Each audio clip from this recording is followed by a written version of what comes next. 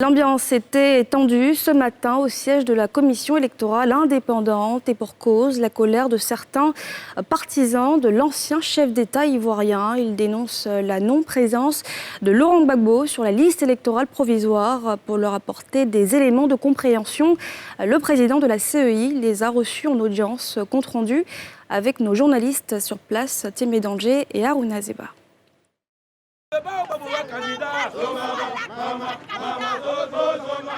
Mouvement d'humeur des partisans de l'ancien président Laurent Gbagbo devant le siège de la CEI, commission électorale indépendante, à Cocody, carrefour d'un camp. En face, des agents de la police et de la gendarmerie, en place pour éviter tout trouble. Les esprits se chauffent, il faut l'intervention de ce membre influent de la jeunesse de la tendance du Front populaire ivoirien qui se réclame de l'ex-président pour que les manifestants se tiennent à bonne distance. Soyons disciplinés, restons tranquilles, pas de provocation, on n'insulte personne, surtout on n'empiète pas sur la voie publique. À l'intérieur, une délégation est reçue par le président de l'institution électorale. Elle comprend Hubert Olaï, Dano Djedje et Georges Armand Ouignan, venus s'imprégner des raisons de l'absence du nom de leur référent politique sur la liste électorale provisoire. En réponse, Kubière Koulibaly décline le mode opératoire. Deux causes fondamentales peuvent justifier le retrait de quelqu'un de la liste électorale. La première est celle du décès. La deuxième, c'est l'électeur déchu de ses droits civils et politiques.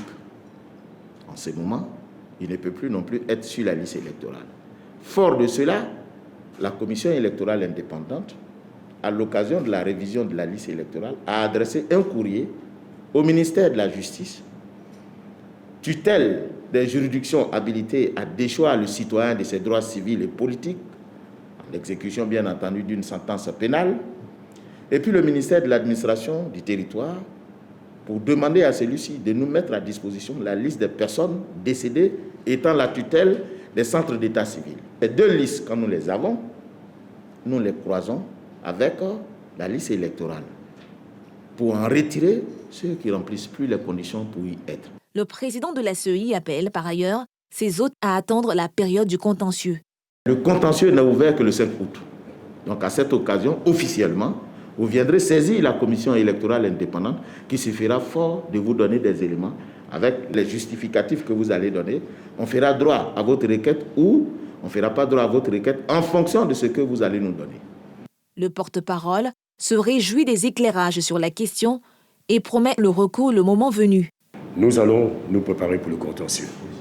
Nous allons donner tous les éléments qui prouvent que notre référent politique mérite d'être sur la liste électorale.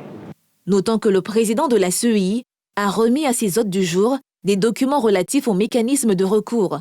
Ce, dira-t-il, pour agir juridiquement à bon droit.